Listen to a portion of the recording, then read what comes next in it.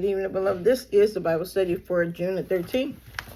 We are in 1 Samuel chapter number 2. And this chapter is about Hannah's prayer to God, her devotion to God, her gratefulness towards God, even when her husband's other sons are wicked and going a little haywire. She keeps her faith in difficult times, and that is how we can relate this to our life. In difficult times, we must trust the Lord at all times because we are his children. And how is it that you have your child we should see ourselves as little children. So if your child that was small had to worry about anything, wouldn't you be upset about who you are? So God, he doesn't like us not to be,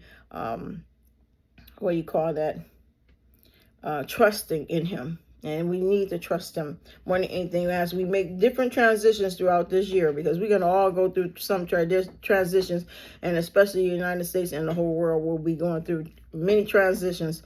So we have to be ready and trust in the Lord. So let's get started. Hannah's prayer of praise. Then Hannah prayed, "My heart rejoices in the Lord. The Lord has made me strong. Now I have an answer for my enemies. I rejoice because you rescued me. No one is holy like you, Lord. There is no one besides you. There is no rock like our God. Stop acting so proud and haughty. Don't speak with such arrogance, for the Lord is a God who knows what you have done. He will judge your actions. The bow of the mighty is now broken, and those who stumble are now strong. Those who were well fed are now starving, and those who were starving are now full. The childless woman now has 7 children, and the women with many children waste away. The Lord gives both death and life. He brings some down to the grave, but raises others up. The Lord makes some poor and others rich.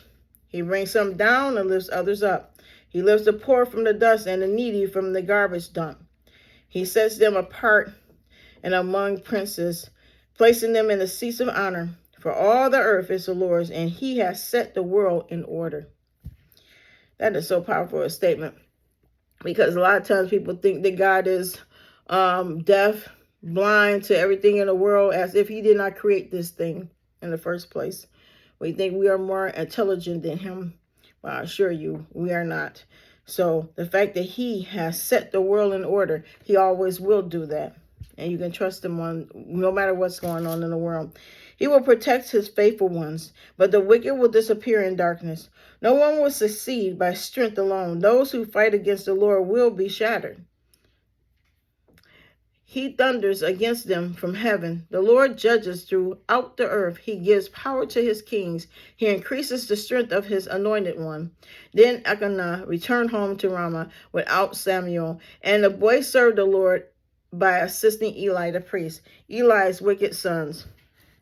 Now the sons of Eli were scoundrels who had no respect for the Lord or for their duties as priests. Whenever anyone offered a sacrifice, Eli's sons would send over a servant with a 3-pronged fork. While the meat of the sacrificed animals were still boiling, the servant would stick the fork into the pot and demand that whatever is brought up be given to Eli's sons. All the Israelites who came to worship at Shiloh were treated this way. Sometimes the servant would come even before the animal's fat had been burned on the altar. He would demand raw meat before it had been boiled so that it could be used for roasting. The man offering the sacrifice might reply, "Take as much as you want, but the fat must be burned first." Then the servant would demand, "No, give it to me now, or I'll take it by force." So the sin of these young men was very serious in the Lord's sight, for they treated the Lord's offering with contempt. But Samuel, though he was only a boy, served the Lord. He wore a linen garment like that of a priest. Each year his mother made a small coat for him and brought it to him when he came with her husband for the sacrifice. Before they returned home, Eli would bless Elkanah and his wife and say, "May the Lord give you other children to take the place of this one she gave to the Lord." And the Lord blessed Hannah, and she conceived and gave birth to 3 sons and 2 daughters. Meanwhile, Samuel grew up in the presence of the Lord. Wow. Now Eli was very old, but he was aware of what his sons were doing to the people of Israel. He knew, for instance, that his sons were seducing the young women who assisted at the entrance of the tabernacle. Eli said to them, I have been hearing reports from all the people about the wicked things you are doing. Why do you keep sinning? You must stop, my sons. The reports I hear among the Lord's people are not good. If someone sins against another person, God can mediate for the guilty party. But if someone sins against the Lord, who can intercede?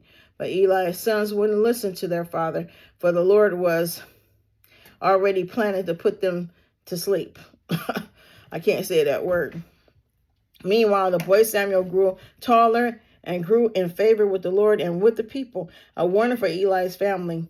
One day, a man of God came to Eli and gave him this message from the Lord. I revealed myself to your ancestors when they were Pharaoh's slaves in Egypt. I chose your ancestors, Aaron, from among all the tribes of Israel to be my priest, to offer sacrifices on my altar, to burn incense, and to wear the priestly garments and vests as he served me.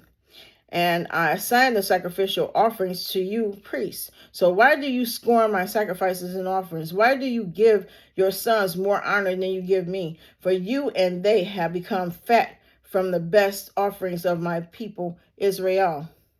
Therefore, the Lord, the God of Israel, says, I promise that your branch of the tribe of Levi would always be my priest, but I will honor those who honor me, and I will despise those who think lightly of me. The time is coming when I will put an end to your family, so it will no longer serve as my priest.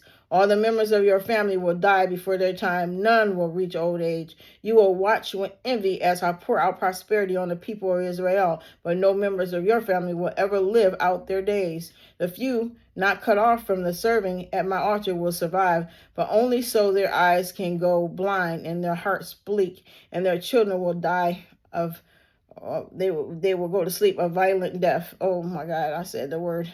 And to prove that what I have said will come true, I will cause your two sons, Hophni and Phinehas, to go to sleep on the same day.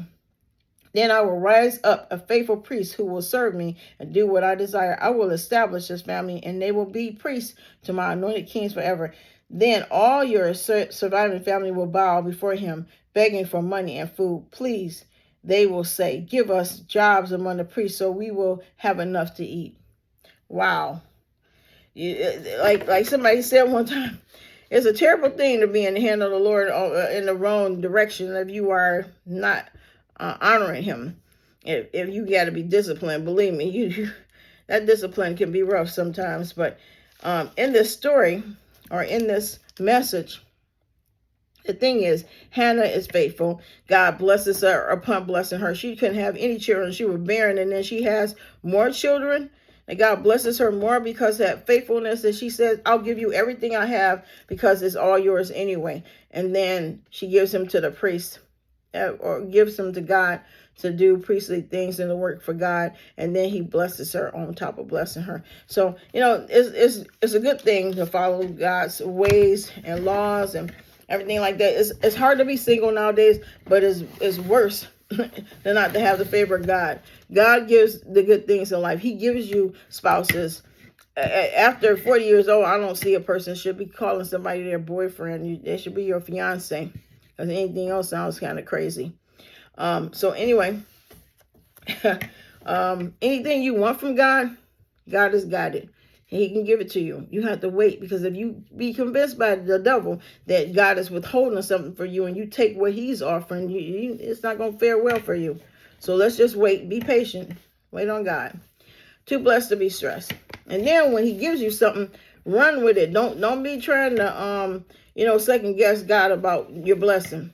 Run with it, believe in him, trust him, and act like you already have it. All right. Fear can be a good thing. Don't panic. I'm with you. There's no need to fear, for I'm your God. I'll give you strength. I'll help you. I'll hold you steady. Keep a firm grip on you also. Oh, man. I did the Bible study and then I started reading inspiration. That's okay. I'm a little sleepy. But anyway, let's do the Shema real quick. Shema Israel, Adonai Eloheinu, Adonai Echad, Baruch Shem Kavoy, Malkuto Le'olam Va'ed. Hear, O Israel, the Lord our God is The Lord is our God, and the Lord is one. Blessed be his glorious name, whose kingdom is forever and ever. All right, now I'll go on with the inspiration in a minute. I never have this much time. But anyway, God bless you. I'll be back on with the inspiration.